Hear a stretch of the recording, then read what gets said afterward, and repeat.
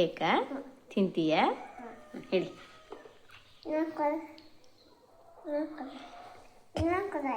ಇನ್ನೊಂದು ಕೊಡ್ಲಾ?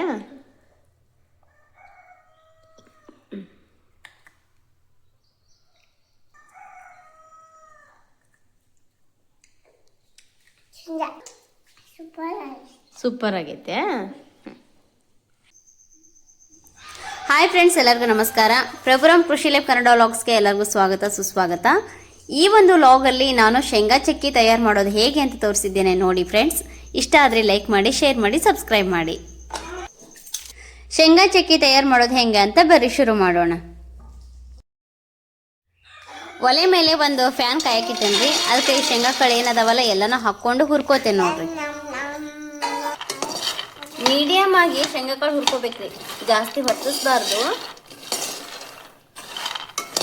ಹೊತ್ತಿಸಿದ್ರೆ ಕಹಿ ಕಹಿ ಬಂದ್ಬಿಡುತ್ತೆ ಬಾಯಲ್ಲಿ. ಮೀಡಿಯಮ್ ಆಗಿ ಹುರ್ಕೋಬೇಕು. ಸಿಪ್ಪೆ ಬಿಡೋವರೆಗೂ ಹುರಿಬೇಕು ಅಷ್ಟೇ, ಜಾಸ್ತಿ ಹುರಿಯೋ ಅವಶ್ಯಕತೆ ಇಲ್ಲ. ಸಿಪ್ಪೆ ಬಿಟ್ಟರೆ ಸಾಕು. ಅಂಗಡಿಯೊಳಗೆ ಏನಾದರೂ ಶೇಂಗಾ ಚಕ್ಕಿ ತಂದ್ರೆ ನನ್ನ ಮಕ್ಕಳು ಭಾಳ ಇಷ್ಟಪಟ್ಟು ತಿಂತಾರ್ರಿ. ಹಾಗಾಗಿ ನಾನು ಮನ್ಯಾಗನ ಮಾಡ್ಕೊಡತ್ತೇನೆ ಅವ್ರಿಗೆ ಇವತ್ತು. ಮಕ್ಕಳಿಗೆ ಶೇಂಗಾ ಚಕ್ಕಿ ಕೊಡೋದ್ರಿಂದ ತುಂಬ ಉಪಯೋಗ ಆಯ್ತು ನೋಡ್ರಿ. ಮಕ್ಕಳ ಬೆಳವಣಿಗೆಗೆ ಸಹಾಯ ಆಗ್ತತಿ, ಮೆದುಳಿಗೆ ಶಕ್ತಿ ಬರ್ತತಿ, ರಕ್ತ ವೃದ್ಧಿ ಆಗ್ತತಿ, ಆಮೇಲೆ ಎನರ್ಜಿ ಬರ್ತತಿ. ತೂಕ ಕಡಿಮೆ ಇರೋ ಮಕ್ಕಳಿಗಂತೂ ತುಂಬ ಉತ್ತಮ ಆಹಾರ ಅಂತಂದರೆ ಶೇಂಗಾ ಚಕ್ಕಿ. ಯಾಕಂದ್ರೆ ಅನ್ನ ತಿನ್ನೋದ ಮಕ್ಕಳಿಗೆ ಚಟ್ನಿ ಪುಡಿ ಮಾಡಿ ಕೊಡ್ಬೋದು. ಇದರಲ್ಲಿ ಕಬ್ಬಿಣದ ಅಂಶ, ಫೋಲಿಕ್ ಆ್ಯಸಿಡ್, ಜಿಂಕ್ ಇರೋದ್ರಿಂದ ಮಕ್ಕಳಿಗೆ ನೆನಪಿನ ಶಕ್ತಿ ವೃದ್ಧಿ ಆಗೋಕ್ಕೆ ಸಹಾಯ ಮಾಡ್ತತಿ. ಮಕ್ಕಳು ಶಾಲೆಗೆ ಹೋಗೋಕ್ಕಿಂತ ಮುಂಚೆ ಒಂದು ಚಕ್ಕೆ ಕೊಟ್ಟರೆ ಸಾಕು, ತಿಂದು ಹೋಗ್ತಾರೆ ಅವರು. ನೋಡ್ರಿ, ಫೈನಲಿ ಶೇಂಗಾ ಎಲ್ಲ ಹುರಿದು ಸಿಪ್ಪೆ ಎಲ್ಲ ಬಿಡಾತವು. ಈಗ ಒಂದು ಬಟ್ಟೆಗೆ ಹಾಕಿ ಇವನ್ನೆಲ್ಲ ಸಿಪ್ಪೆನ ಬಿಡಿಸ್ಕೊಂತನ್ರಿ. ಶೇಂಗಾ ಎಲ್ಲ ರೆಡಿ ಮಾಡ್ಕೊಂಡಿರಿ ನಾನೀಗ. ಬರ್ರಿ ಇವಾಗ ಚಕ್ಕೆ ಮಾಡೋಕೆ ಸ್ಟಾರ್ಟ್ ಮಾಡೋಣ. ಈ ಬೌಲ್ ಏನು ತೋರ್ಸತ್ತಾನಲ್ರಿ, ಇದರಿಂದ 1 ಕಪ್ ಅಷ್ಟು ಬೆಲ್ಲ ತೊಗೊಂಡಿನಿ, 2 ಕಪ್ ಅಷ್ಟು ಶೇಂಗಾ ಕಾಳು ತೊಗೊಂಡಿದ್ದೀನಿ. ಇದರದೇ ಬೌಲಿಂದ ಒಂದೇ 1 ಕಪ್ ಅಷ್ಟು ನೀರು ತೊಗೊಂಡೇನ್ರಿ ನಾನೀಗ. 1 ಕಪ್ ಬೆಲ್ಲ ಏನು ತೊಗೊಂಡಿದ್ನಲ್ರಿ ಅದನ್ನೀಗ ಫ್ಯಾನ್ಗೆ ಹಾಕ್ತೇನೆ ನೋಡ್ರಿ. ನಾನು ಅದೇ ಕಪ್ಪಿಂದ 1 ಕಪ್ ಅಷ್ಟು ನೀರು ಹಾಕತ್ತೇನ್ರಿ ನಾ ಈಗ. ಅದೇ ಕಪ್ಪಿಂದ 1 ಕಪ್ ನೀರು. ಬೆಲ್ಲ ಕರಗಕ್ಕೆ ಬಿಡಂಗಿಲ್ಲ.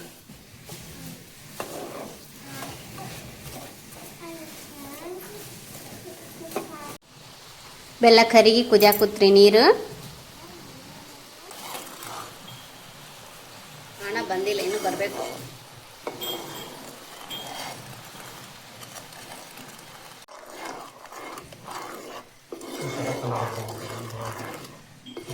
ನೋಡ್ರಿ ಕಲರ್ ಹೆಂಗ್ ಚೇಂಜ್ ಆಯ್ತು ಆಟೋಮೆಟಿಕ್ಲಿ. ಇವಾಗ ಹಣ ಬಂದತಿ. ಪಾಕ ಚೆಕ್ ಮಾಡ್ತಾನೆ ನೋಡ್ರಿ.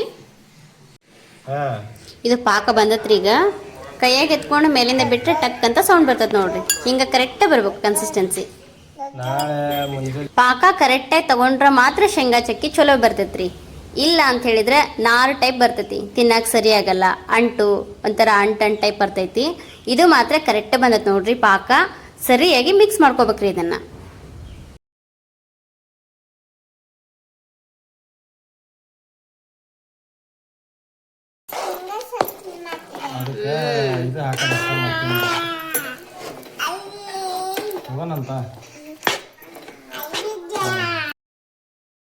ನೋಡ್ರಿ ಸರಿಯಾದ ಕನ್ಸಿಸ್ಟೆನ್ಸಿ ಒಳಗನ ರೆಡಿ ಆಯಿತು.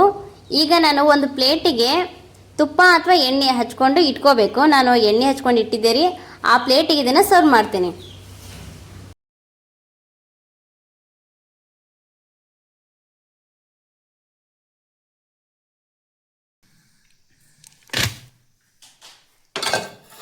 ಪ್ಲೇಟಿಗೆ ಹಾಕಿದ ತಕ್ಷಣ ಅದು ಹಂಗೆ ಬಿಡಬಾರ್ದ್ರಿ, ಗಟ್ಟಿಯಾಗಿ ಬಿಡ್ತತಿ. ಸ್ವಲ್ಪ ಬಿಸಿ ಇದ್ದಾಗನ ಸಮ ಮಾಡಿ ತಟ್ಕೊಂಡ್ಬಿಡ್ಬೇಕು. ಕೈಯಿಂದ ತಟ್ಟಕ್ಕಾಗಲ್ರಿ, ಬಿಸಿ ಇರ್ತೈತಲ್ಲ. ಹಾಗಾಗಿ ನಾನು ಆ ಚಮಚದಿಂದ ಸಮ ಮಾಡಿ ತಟ್ಟತ್ತೇನೆ. ತಟ್ಟಿ ಬಿಸಿ ಇದ್ದಾಗನ ನಾವು ಯಾವ ಸೇಪಿಗೆ ಬೇಕೋ ಆ ಸೇಪ್ನ ಕಟ್ ಮಾಡ್ಬೋದು.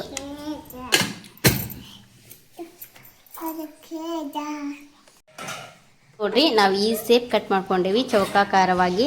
ಅತಿ ದೊಡ್ಡದು ಮಾಡ್ಕೊಂಡಿಲ್ಲ, ಸಣ್ಣದು ಮಾಡ್ಕೊಂಡಿಲ್ಲ. ಸ್ವಲ್ಪ ಬಿಸಿ ಇದ್ದಾಗನ ಕಟ್ ಮಾಡ್ಕೋಬೇಕ್ರಿ. ಇದನ್ನ ಬಿಸಿ ಆರಿದ ಮೇಲೆ ಕಟ್ ಮಾಡಕ್ ಬರೋದೇ ಇಲ್ಲ, ಗಟ್ಟಿಯಾಗಿ ಬಿಡ್ತತಿ. ಹಾಗಾಗಿ ಬಿಸಿ ಇದ್ದಾಗನ ಕಟ್ ಮಾಡ್ಕೋಬೇಕು. ಆಮೇಲೆ ಆರ್ತು ಅಂತ ಹೇಳಿದ್ರೆ ತಾನೇ ಬಿಡ್ತತಿ. ನೋಡಿರಿ ಎಷ್ಟು ಈಸಿಯಾಗಿ ಬಂತು, ಒಂದು ಸ್ವಲ್ಪನೂ ಅಂಟ್ಕೊಲಿಲ್ಲ.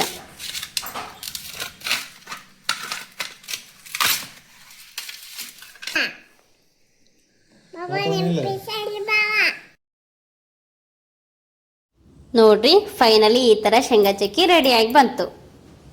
ವಿಡಿಯೋ ಇಷ್ಟ ತನಕ ನೋಡಿದ್ರಲ್ಲ, ಇಷ್ಟ ಆದರೆ ಲೈಕ್ ಮಾಡಿ, ಶೇರ್ ಮಾಡಿ, ಸಬ್ಸ್ಕ್ರೈಬ್ ಮಾಡಿ, ಹಾಗೆ ಕಮೆಂಟ್ ಬಾಕ್ಸಲ್ಲಿ ಕಮೆಂಟ್ ಹಾಕಿ.